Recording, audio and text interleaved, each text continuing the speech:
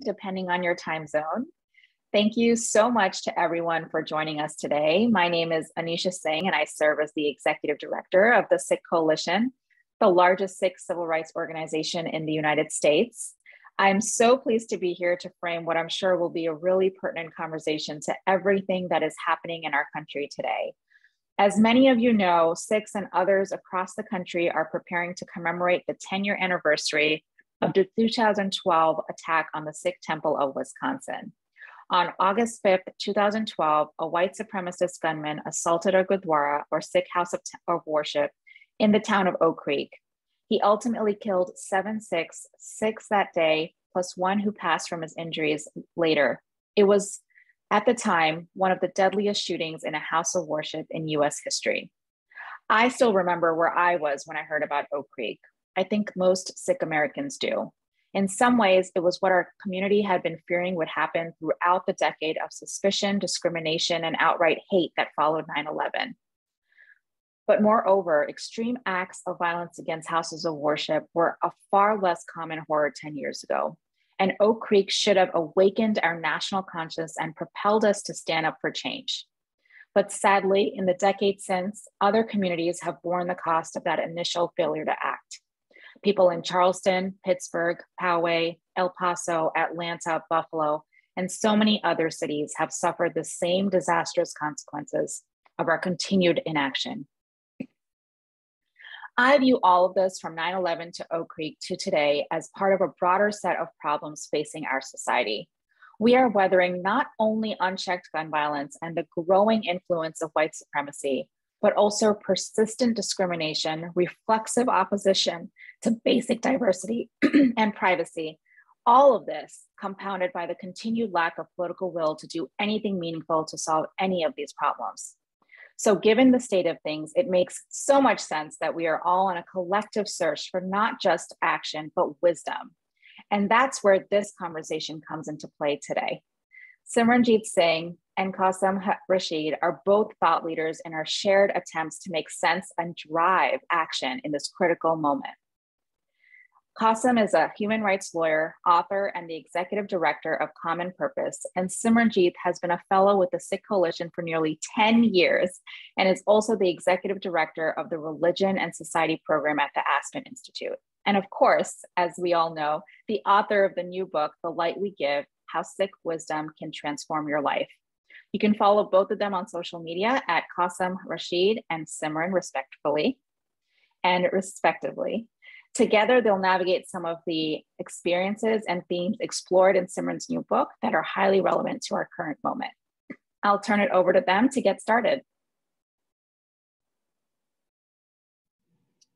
Well, thank you for this gracious invitation to be part of this really important conversation. I guess I have to start by saying that if I were to model the kind of person I want to be when I grow up, Simran would be at the top of that list. He's kind, he's thoughtful, he's smart, he's funny. He has his flaws. He is a Spurs fan, but I guess nobody's perfect. So we'll do what we can with that. I've had the privilege of working with Simran for quite some time now. And when you look at the work he's done and the words that he puts out there, there is such a beautiful cohesion and connection between them. And so when I had the privilege of reading The Light We Give several weeks back, I expected a positive book. I expected something that reinforces just the kind of person he is. But what I didn't expect was just how impactful and intimate it is while being so practical as well. There are books out there that talk about faith and religion. And to their credit, they're well-written books, but they have this, in my view, aura of kind of holier than thou. And I've talked to Simran about this before. But what he does in The Light We Give is so effective and so beautiful because he really transforms your way of thinking with just his faith as a Sikh, but does so without ever beating you down or without ever making you feel less than. It's a beautiful way of conveying a message of compassion and justice, tying in his faith, and then, in my view, most importantly, showing how it's very practical and applicable to today's world. So I think I'm going to stop talking because you're here to listen to Simran. But I just want to encourage each of you, if you haven't already picked up the book, please do pick it up. It makes a phenomenal gift, and it's also a phenomenal read for yourself. But without further ado, let me hand over to my good friend, Simran, for opening remarks. Thank you. Thanks, Qasim. That means a lot coming from you, and Anisha too. Thank you. Thank you for being here and for your leadership. I mean, I guess, for me, this conversation is special for a lot of reasons. And one of them is that it's a place where, and with partners who really understand where I'm coming from in a way that I don't have to explain myself. And that was a real challenge in writing this book, which is a lot of the audience, or at least the intended audience, would not know who I am or where I come from. And so there was some forefronting there, right? Like I had to figure out how to tell my story in a way that didn't really feel that natural to me. And I had to figure out how to access a mode of storytelling about my own life that felt authentic and honest. And part of what I learned through the process, somebody asked me this the other day, like, how did you figure out which stories to tell? And I realized, and maybe this is why it doesn't come up as holier than thou. I was like, I just remembered all the places where I've made mistakes in my life and just told those stories, all my shortcomings, all my flaws, all the moments where I've really learned and struggled and tried to figure out how to approach life in a better way. And so it's really a gift to be with you all, and especially for those of you who are joining. Thank you for coming in and being with us. It's a really special week for me, and I'm really grateful for the opportunity to share this book with you online. I think there's an ask of those watching to submit your questions because we want this to be an interactive dialogue and interactive conversation as well. So feel free to, and I think I can speak for Simran when I say the two rules on the questions are ask whatever's on your mind. There's nothing off limits, there's nothing taboo. This is the whole point of this conversation, is to be able to ask questions that sometimes can be tough. And I'm going to ask a tough question in a second here. And the second rule is respect each other's question. People are at different places in their understanding and learning, and let's assume positive intent and meet people where they are. So if you have a question that you feel comfortable submitting, by all means do so. If you want to ask it anonymously, we can do it anonymously as well, but we want this to be a safe environment where we can have this dialogue. Simran, I love how much you quote James Baldwin. And in the introduction, this is when I knew the book was going to be good. The very first quote is of James Baldwin. You say, "If I love you, I have to make you conscious of the things you don't see." And it's just such a powerful statement in such a few words, because the story that follows after this, I think, is a story that probably every underrepresented person has experienced in some capacity or another. I mean, the very first sentence is, "I was 11 the first time someone called me a terrorist." And that struck with me very closely, because I was about the same age when I had that same experience. For our Black sisters and brothers, it could be the N-word. For women, it could be some kind of misogynistic phrase. There's anti-LGBTQ bigotry. I mean, every marginalized community, I think, has an incident like that. What made you decide to start the book with something like that, something that in many ways painful, but so appropriate to convey?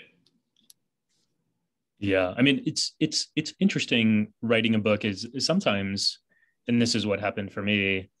You write the rest of the book, and then you come back and say, well, how do I want to introduce myself to people? And part of the struggle of writing this book for me was I never really imagined it as a memoir. I never thought it would be my own story. And some of the experiences that I've had in my own life of dealing with racism and discrimination and not feeling that comfortable sharing openly and publicly, they had to do with this feeling of, well, why am I drawing attention to myself when other people have it worse? Or why am I putting out this story that makes people feel sorry for me? Like I don't want sympathy. And so it was a really it was a process for me to get comfortable with why I was telling this story in a way that in a book that talks so much about selflessness and humility and challenging ego. Like this story, like writing about myself, felt very self-centered. And it was this quote from James Baldwin that I came back to, as I have in many moments in my life, to say, well, actually, you can tell your story and not be selfish about it if your intention is right, right? If you are using it as a vehicle to bring people in and to share with them something they may not know. And part of what I think is really powerful also, and I'm interested to hear if this is part of your experience too, but like in this country, so often when we talk about issues like racism, it's seen as a black and white issue. And for most people involved, they either think that they're not the problem, so they don't listen, or they think you're attacking them, so they don't listen. And either way, nobody's listening. And what I found is we have an opportunity to open up these very important conversations just by virtue of our unique experience. And I can share a new story that most Americans haven't encountered before. And it's a story of myself. And if I share it that way, then it's authentic and it's real and it's honest, and it can open other people up. And so that to me was really why I thought it was so important to start in a way that really lifted up part of the challenge of my experience of growing up in this country. Beautifully said. I had a distinct incident when I was, I think, maybe in 4th or 5th grade, where was called very similar names as to what you're describing. And I got in a fight over it. And I got in trouble, the whole 9 yards. And what's interesting is what people remember. And I had a friend reach out to me a couple of years ago. This is 30 years after the fact. And she said, you probably don't remember, but I remember you getting beat up on the school bus, getting in a fight because they were calling you terrorist and things like that. And at the time, I didn't think it was my problem. But now, as I've gotten older, I've understood I should have done more to be actively involved and engaged. I mean, she was a kid at the time, so it's a different conversation. But I think to your point, as we're having these conversations throughout the country that, how young is too young to teach kids about racism? Well, the answer is at the same age that kids are old enough to experience racism is how old is the appropriate age. And that's at the very get-go, teaching them to be anti-racist. One of the consistent themes that I've seen, and I think many Americans and many people around the world would attest to, of Sikh thought leaders, of just the Sikh community, is this selflessness and this ability to not center themselves, but to center this cause of justice. I'll give you one really good example of that you were actually on the Daily Show talking about this as well. The Oak Creek terrorist attack, for example, was by a white supremacist, a white nationalist who thought that this Gurdwara was a mosque and that these Sikhs were Muslims. A century ago in the race riots, as you write in your book, Sikhs were attacked because they were Hindus or allegedly Hindus. And now they're being attacked because they are allegedly Muslim.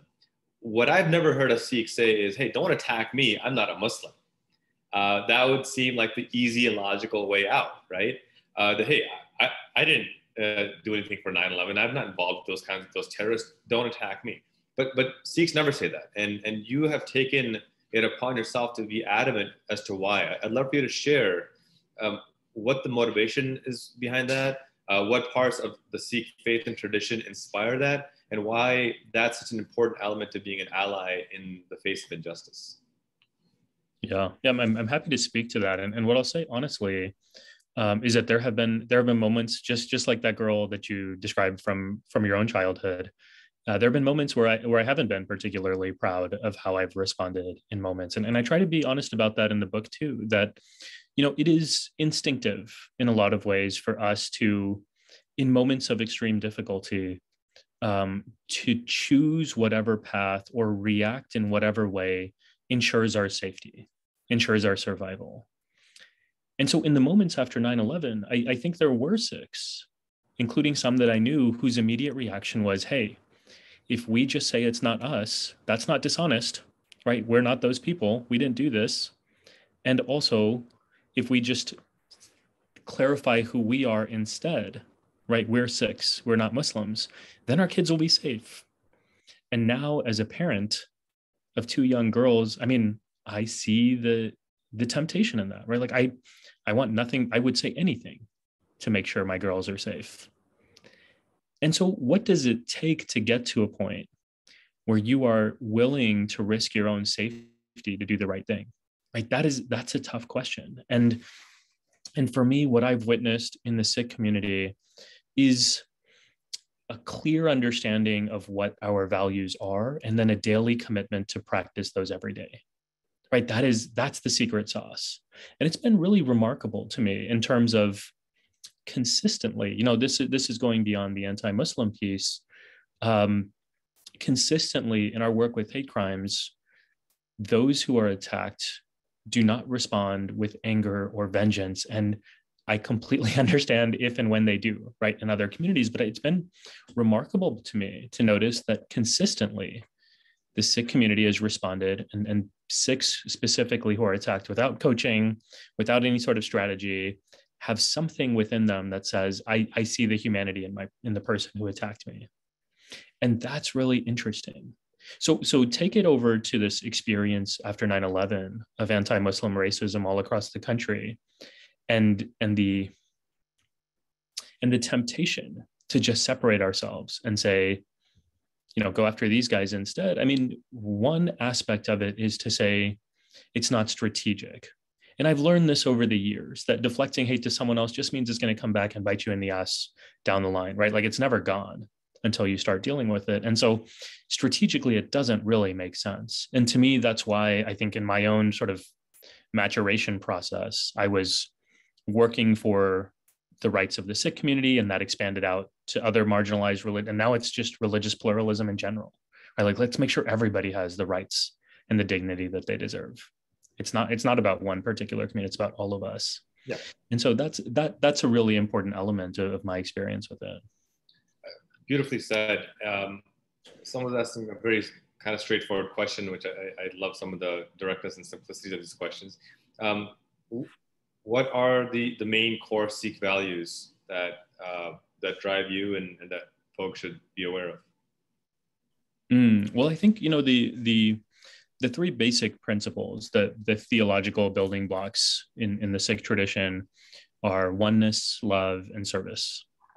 Oneness is this idea that in the Sikh tradition we call Ik Onkar, the belief that we are all interconnected and share the same light.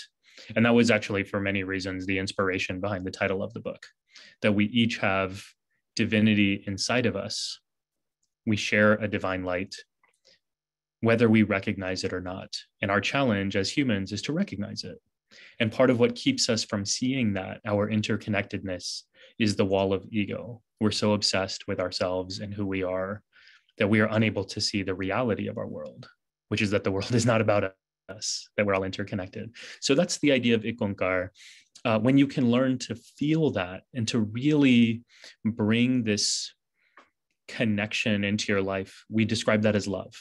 Or at least in English we might. And it's a very simple concept to understand, because we've all experienced love in some way. And we understand that when we feel connected, when we're constantly thinking, like if I'm thinking about my daughters or my wife or whoever it is that I'm loving, I mean, even if we're not together at the same time, you carry them with you. And so that's love. And then the third principle, which I have found to be really compelling and speaks to what you were describing before, Qasim, is the principle of seva, service. So if you feel connected, if you feel love for the world around you, then you want to honor it. You don't want people to suffer. You want to serve, you want to make the world better. And that's the orientation towards justice. That's where it comes from. And I think there are some overlaps in how we think about modern activism today. But I think it's a really interesting way of approaching service, which doesn't just focus on the actions that you do with your hands, but also what's in your heart as you're performing those actions. And how does that change the world around you? But also, how does that transform you when you're engaging and serving with love? I mean, that's also diminishing your ego. So those would be the three core principles that I would offer as Sikh teachings. And as you guys are watching, the link to order the book is in the comments. You can also find it wherever books are sold. Just Google The Light We Give, or go to Simran's Twitter @Simran. Someone's a baller when their Twitter handle is just their first name. Like, that's how amazing they are. And that's Simran right now. So that's probably the biggest accomplishment in my life. Like, I can't get any form of Simran in my name. Speaking of love and action, that love is an action. It's not just a word. I keep coming back to this section of your book on page 100. When you talk about Wade Michael Page, I'll call him a terrorist who committed that massacre that day. You write that my anger for Wade Michael Page had kept me from seeing his divinity. And that was kind of a jarring comment for me to read, that this guy's a terrorist and you're worried about seeing his divinity. You say we can criticize and denounce someone's behavior without judging their humanity. How do you reconcile, and this is one of the tough questions, how do you reconcile that with a person who saw Sikhs, allegedly Muslims, as subhuman, as less than? Can't we acknowledge that this person has perhaps extinguished his own divinity and has, that we can judge their humanity because of their actions? Is that, you push back against that, but is that an illogical position to have? Yeah, I mean, I don't think it's illogical. I think there is a way in which you could construct a logic where that makes sense. But I would offer that in the Sikh worldview, and actually in many spiritual traditions, we're very careful about making sure we don't fall down that rabbit hole.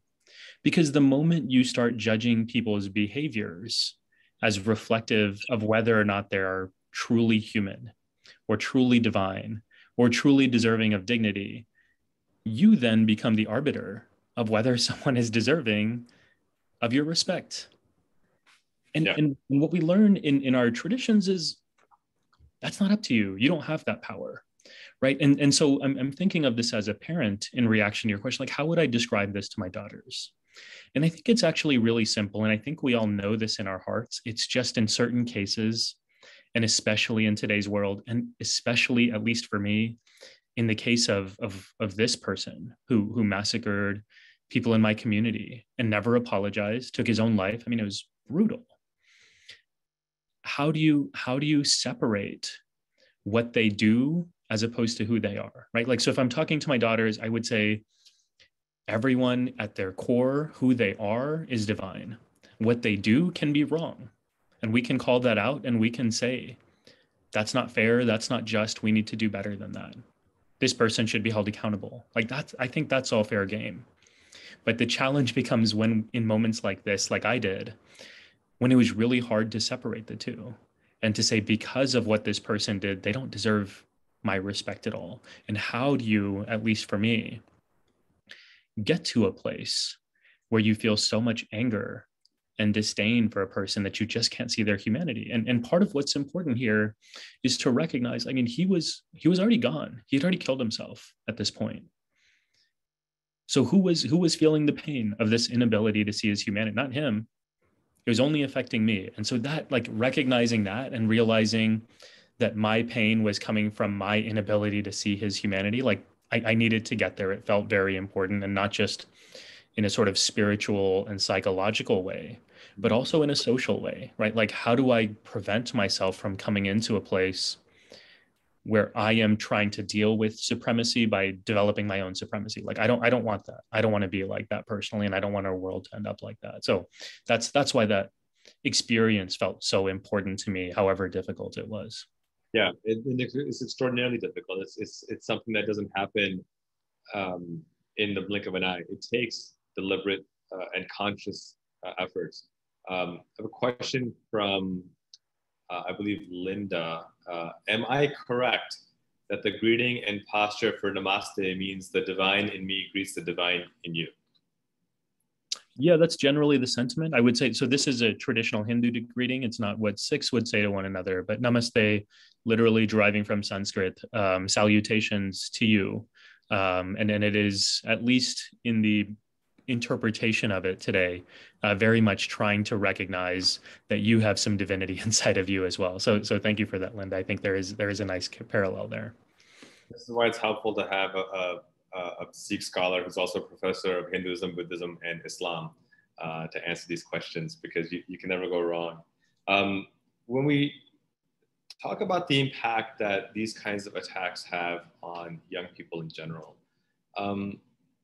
one of the questions I often get from parents is, what role can they play in properly educating their own children to be allies?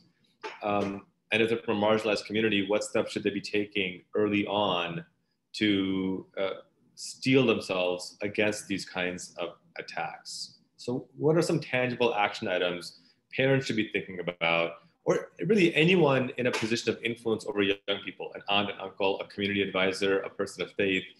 What should they be doing now to really plant the seeds to ensure that the next generation is inoculated against hate, but also has the defenses to really stand up against that hate and turn it on its head and see the divinity in those who may be trying to do us harm? Mm.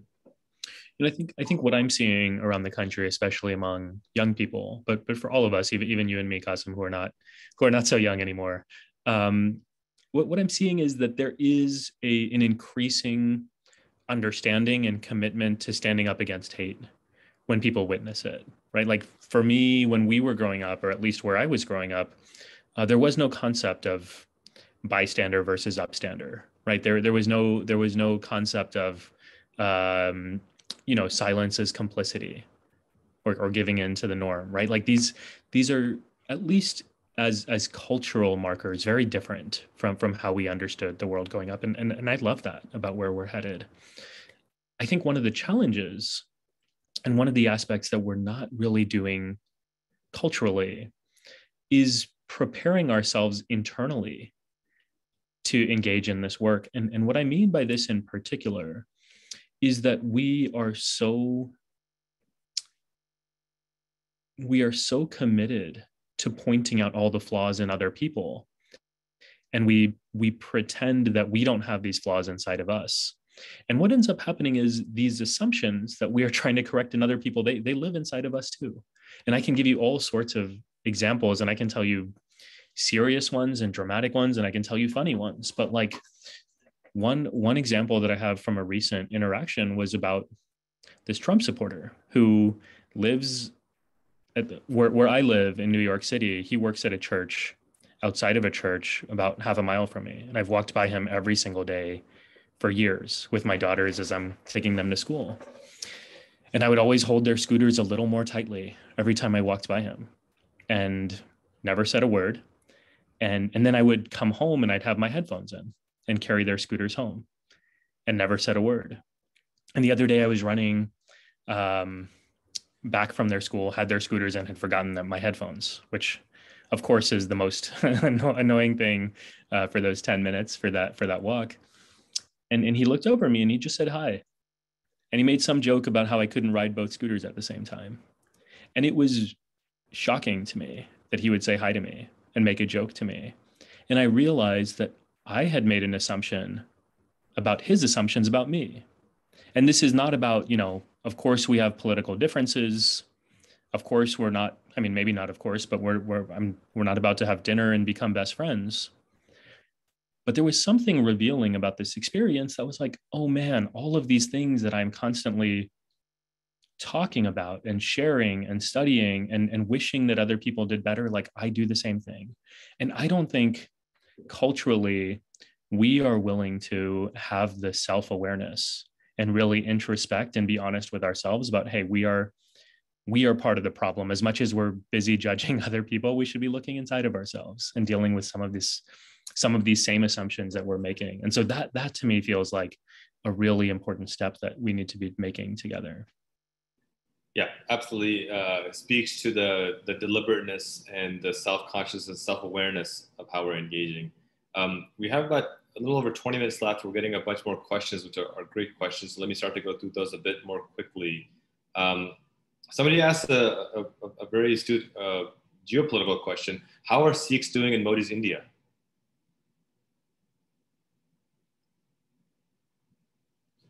I think you're on mute, Simran. Oh, thank you. Yeah, about the same as any other minority community is doing in India. Sikhs in modern India, minorities have not fared well in general. This is not particular to Modi's leadership, and especially in the 80s and 90s, Sikhs bore the brunt of abuse in the Indian state. And what has shifted is that as right-wing nationalism has really taken hold in India, um, the in a similar way to what we've seen in the States, but actually a lot worse and a lot more explicit, um, the targeting of minorities has amplified exponentially, and Muslims have become the primary targets of what are seen as the deviants and the transgressors of Indian identity. And so, yes, Muslims, Christians, Jews, every religious community is not faring well in Modi's India, and Sikhs are included among that. And so it is very, for those who have been paying attention, I think those who have ties to that area, whose communities are connected, we've been paying attention, and it's been scary. And now seeing the ante ratchet up, and when in our lifetimes have we seen the US government make such bold statements about human rights and pre-genocidal violence in India? I mean, never. They've been too scared, given the economic and China and all of these other considerations. But it feels like things are shifting very quickly, not just for the Sikh community, but I think for everyone who's going to be affected by this right-wing fascism. So kind of a broad question, which I think your book does a really good job of answering, or, what were some of your experiences of discrimination? And your book really, I think almost every other page, it speaks to that on a very practical basis. Are there any particular that you want to mention now, or is that the spoiler for the book that you want folks to read? Sure. No, I'm open to it. And part of what was difficult about writing this book, to be maybe more transparent than I should, but like memoirs, as I've read them, typically are really dramatic. And as you can probably tell, I'm not a very dramatic person. And it felt like when I was first writing it, my initial draft of the memoir version, I was really overstating my experience of things, not being dishonest about what happened, but really leaning into emotional feelings that weren't authentic to me. And then I could tell when I read it, and I was like, this is not me. This is not my voice. This is not my experience. And so part of what I share here, in ways that feel very natural to me, are the everyday experiences. Of course, there are some of the more difficult and violent ones, but I think in many ways, what's most revealing is the constant dealings with racism.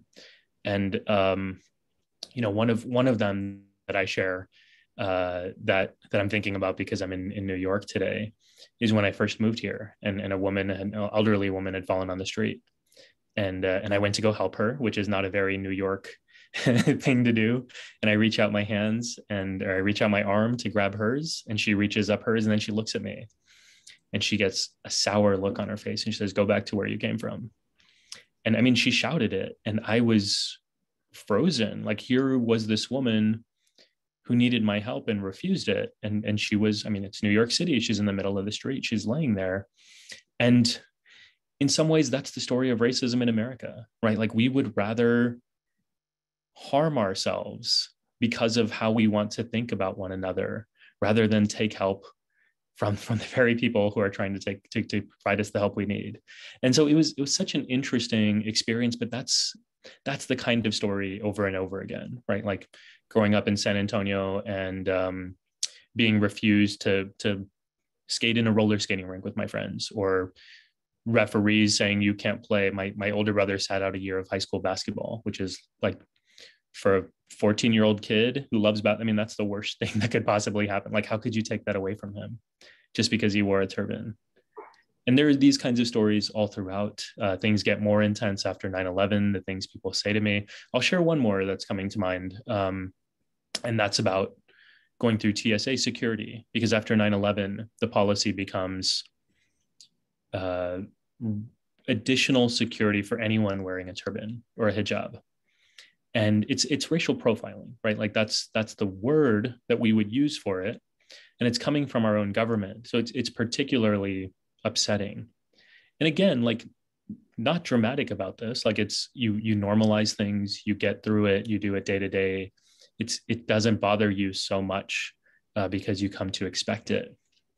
But recently, and I wrote about this, I walked through with my daughter, who was watching, and she looked at me and she was like, why are they taking you aside? Did you do something wrong? And that to me was like a, oh my God moment. Like my daughter is going to be ashamed of who she is and who her father is and who her family is because of the messages our own government is sending us, right? Like these are the kinds of things that we have to figure out how to deal with in ways that we don't have to, right? Like these are our lives, but we could have life.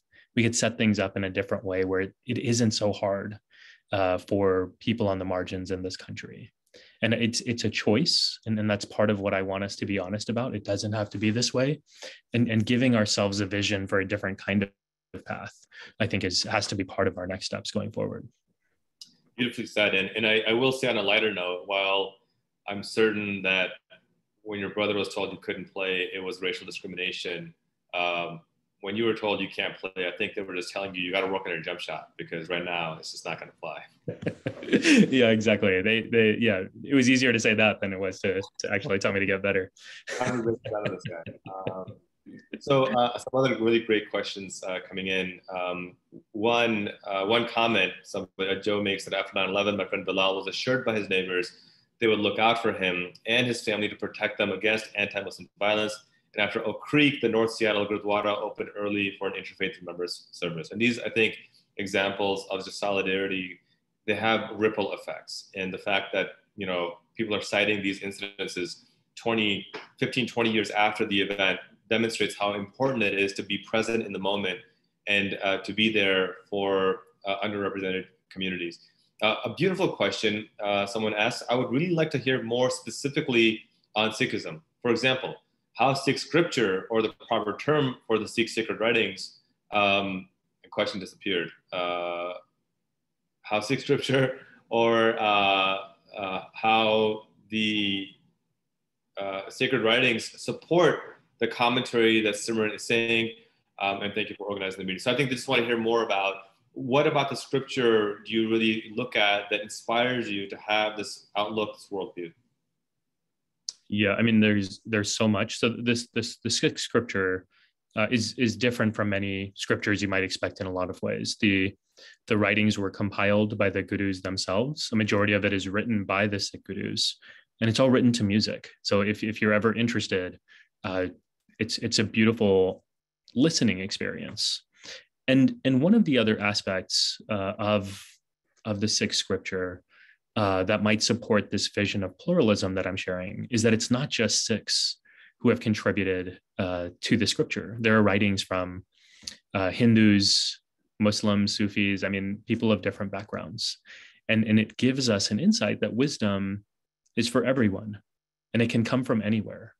And I love that about the tradition. There is no exclusive claim to God or Allah or enlightenment, and there's no single name either, right? The one of the passages that's coming to mind for me right now is, how do we support some of the themes we're sharing? There's this one, and maybe it's coming out, Qasim, because of you being Muslim, and there's some beautiful language here that you might recognize linguistically. Kabir, who is claimed by Hindus and Muslims, and actually Sikhs alike, he has this composition. He says, Aval Allah noor paya kudrat ke sab bande, ek noor te sab jag upjaya kaun pale ko mande. So he says, first God created the light, noor paya, kudrat ke sab bande, and then all the people of the world. And then he says, if everyone comes from the same light, then how can we call anyone good or bad? Who are we to judge? And so this is sort of speaking to our conversation earlier about, can we really say that someone is beyond divinity? I don't think so. Not in our tradition. And actually, if we go on in the next part of the composition, he says, Loga paramna pulo pai. So all my friends, all my people, don't be mistaken, right? Paramna pulo pai, khalak khalak khalak me khalak pura heo sab thai. The divine, the creator, khalak, is in the creation. Khalak, khalak. The creator is in the creation, and the creation is in the creator. Buddha Hyosabtai, like pervading every single space. There's no place without divinity. And so the teaching here is essentially to say, this oneness that we talk about, it's not just some ethereal, like philosophical or theoretical concept. It's actually all around you. This is why I love the metaphor of light that he's using in this composition. Nur, he says, "Avlalla nur baya." This is light. It's all around you, and all you have to do is see it. It's just a shift in your perspective. And it's, I mean, in some ways, it sounds really difficult because it's an entirely different worldview. But it's also very simple in a lot of ways, right? Like all you have to do is change your perspective, and you can see the world and your own life very differently. So that's one example of a composition that comes to mind that I think I have personally really loved. I have this distinct memory from my childhood. I was maybe 10 or 11 years old. This is about 30 years ago, where my parents took me to an interfaith event, and one of the speakers was Sikh, and he made he quoted Guru Nanak about a dozen times. And at the time, as a kid, I was annoyed that he kept on repeating the same thing over and over again. And as I was complaining to a mentor later on about it, he asked me, tell me one thing any of the other speakers said that you remember. And I said, I can't remember anything. He was to tell me what you remember from the Sikh speaker. And I recited the quote of Guru Nanak that all religions lead us to a universal God. And now 30 years later, I still remember that. So for me, it was a great lesson, one, in terms of a good public speaker repeats a point over and over and over again so people remember it. And then two, just this beautiful lesson to echo what you've been talking about just the universality of the divinity of every person and recognizing that humanity in one another and how that's a path to truly building a genuine sense of peace. Some more great questions. What do you see as the key differences between Sikhism and Jainism? Another great question. I mean, they are in many ways entirely different traditions. They have different origins, different founders, different regions, different texts, different histories, different ceremonies. I mean, every aspect you would expect to see in a major world tradition. They each have their own. And so they're distinctive in so many ways. But I think one element, as you might have heard in the passage that I shared, that I think there's some beautiful overlap here. And I think it's actually very different from how we look at the world, at least culturally, right? Without comparing it to another religious worldview. But an overlap is the appreciation for the creation of the world. Every creature has divinity inside of it. And you know, we may express this differently, or at least our behaviors may be differently, right? Like Jains have particular ways in which they express their appreciation for the divinity in each creature, different from how Sikhs do, or its Sikhs might. But I think that theoretical outlook and worldview is a really beautiful one. It's one that I love. And I think if we could truly, I mean, collectively, culturally, whether or not it's coming from Jain or Sikh or whatever traditions, if we could just see the value and the beauty in the creation around us, I mean, think about how our behavior might change in ways that would address some of the most serious challenges we're facing right now. So I think, you know, the climate crisis is significant in part because we don't care and we're not paying attention, and we're not letting it change our behavior. And so really internalizing this idea that everything, every creature, every aspect of our world is beautiful and part of divinity. I mean, I think that could change so much for us. One of the great pieces of wisdom from Toni Morrison is that she says that the very serious function of racism is distraction. It keeps you from doing your work. It keeps you explaining over and over again your reason for being. Now, that's a quote that you're familiar with and you've spoken to at length. And so I preface that because this next question speaks to that. With all the horrors in the world today and the people who are so damaging to their fellows, how do you still see the light in them? Oh, again, you know, it's not instinctive. It's not intuitive. So it has to be intentional. And I'll tell you how I started from a young age. And this is a really young age. And it's a story that I haven't I don't need to go into depth on the story, but I'll share the overview, which is my brothers and I go to a roller skating rink, and it's a class party, and we walk in, and the manager says we can't skate, and my mom pushes and pushes and tries, and it's the first time actually that even with pushing back, we are not allowed to do what we thought we would be allowed to do. And I go over to my mom, and she's crying. And I am like, why are you crying? Like, what's going on? And she explains to me the situation. And I start crying too. And I start crying, and she asked me what's going on. And I said, well, it's not fair. And she said, wait, I didn't tell you the whole story yet. You don't even know why I'm crying yet. And I was like, what's going on? And she said, well, I told the teachers and the parents and your classmates about what was happening. And they said we should all walk out together.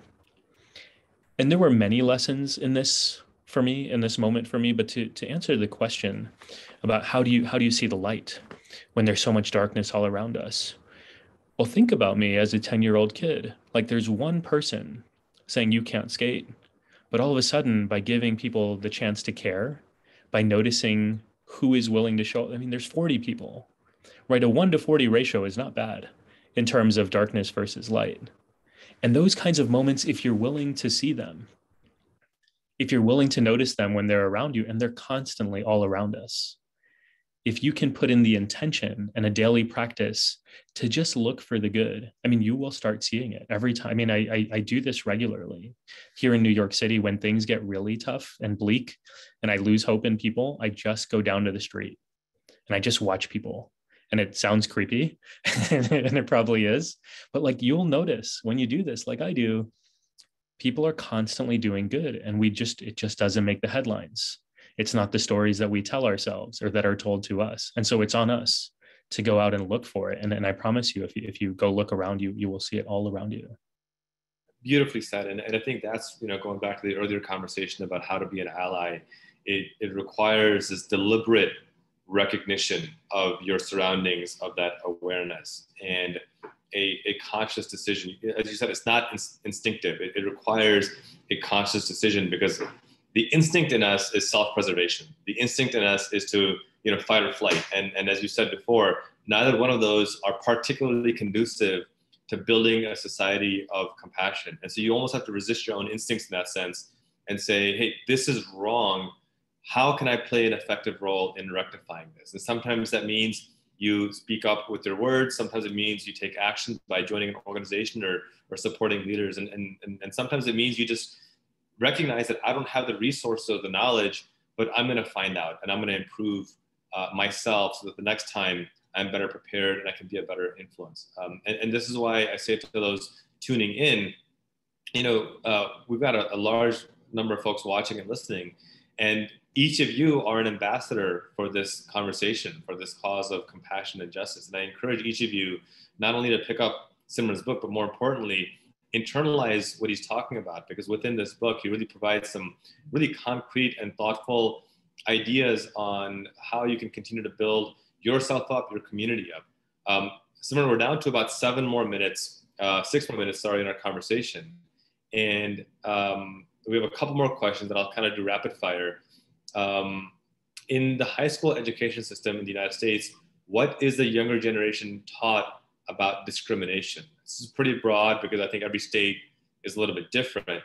But in your experience, I guess as an educator yourself, maybe we could tweak that question. What more would you like to see to ensure that our young people are better prepared for the world in this on this conversation about discrimination, racism, etc.?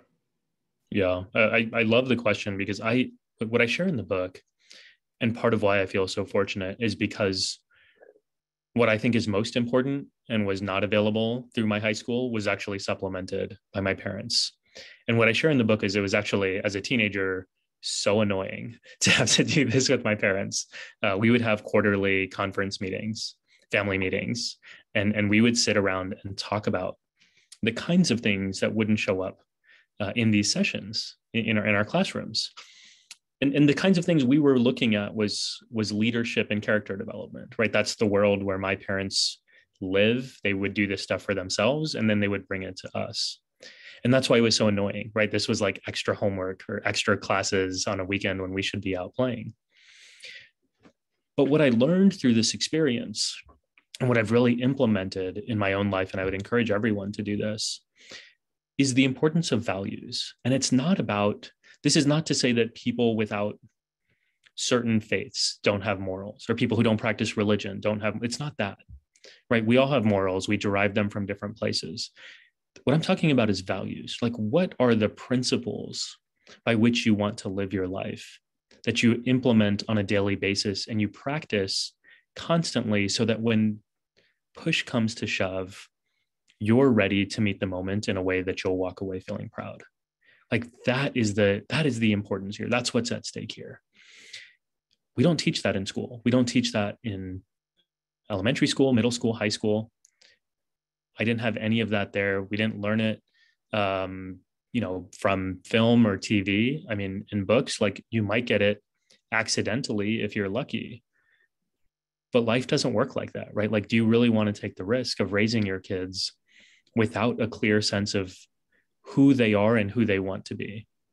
And so to me, that's part of what's missing here, right? It's not just about the story of discrimination, which I think is very poorly represented in our public school education. Like I grew up in Texas public schools, and like I learned a certain version of history. And now I'm a historian and I look at what I learned and I'm like, wow, like there's such a big gap between what we're taught. I mean, that's its own problem. But regardless of that problem, right, we have kids now who have access to information, who are watching TikTok videos of discrimination. They know it's a real thing, but they don't know what to do about that. And so that's where the values education really becomes significant in terms of how we're raising our kids. John Stewart once said that if you only hold on to your values when it's easy, they're not values, they're hobbies. And I think it's really astute that it's as you said, you have to be ready to meet the moment. Otherwise, there's really nothing to be taken from that. In fact, if anything, young people watching their elders be wishy-washy about their values depending on the situation is going to actually have a really devastating impact, because it's confusing and it's counterproductive and it's hypocritical. If there's one thing that kids despise, it's hypocrisy, and they will call it out. Somebody made a comment to me a couple of days ago that if you want honesty, ask your 6-year-old to draw a picture of you, and every flaw you have, they will accentuate it 1,000,000% to make sure that you get the point. Somebody said they downloaded an audiobook. Wonderful. Simran is like the Sikh version of LeVar Burton. I could hear him read to me all day. A couple of comments about the dangers of nationalism and how it's being used to disguise racism. A beautiful comment about your eloquent Punjabi, which is far better than mine, and relating that from a Unitarian Universalist, they share your perspective and the source of wisdom. And then here's an interesting comment. The examine of consciousness, which is a preparation for confession, really helps us in gaining self-realization. For all the corruption that some Christians have added to practice, it started to be and is for me essential to maintaining a path of light. So I think this is probably a good way to close this out as well, because we're down to our final few minutes, but just this question of self-realization, because I think this is such a core element of ensuring that we're upholding our values, because it begins by understanding who we are, what we believe, and why we believe it. What is that path?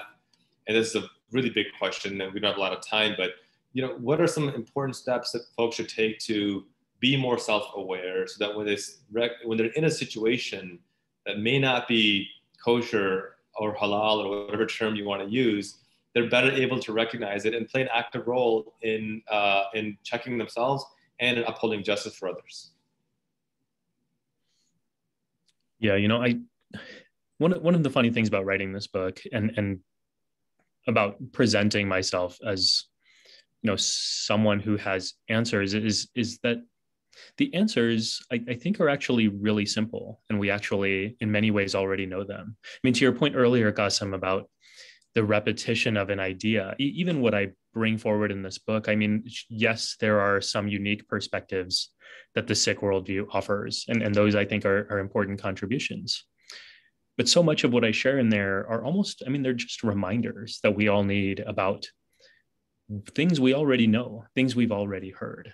And so with regard to self-realization and building on something we've been discussing already, one of the tricky things, and I think this is not a Sikh specific teaching. This is something we learn from many traditions, that you can say anything and you can believe anything. I mean, you can announce anything to the world, but until you actually marry that with your actions, with the way that you live your life, I mean, it doesn't matter. Nobody cares. It doesn't affect your life. It doesn't affect anybody else's life.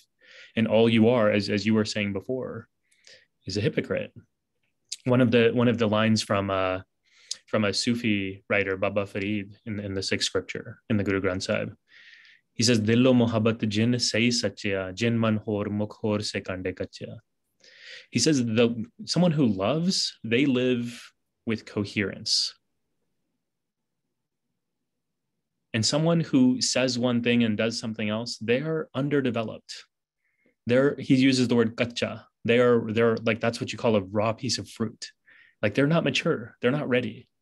And so to the question of the path of self-realization, the point is, like, you just have to get on it. You just have to start walking it. And it's a journey. I'm on it. I'm not at the end. I'm not near the end, I don't think.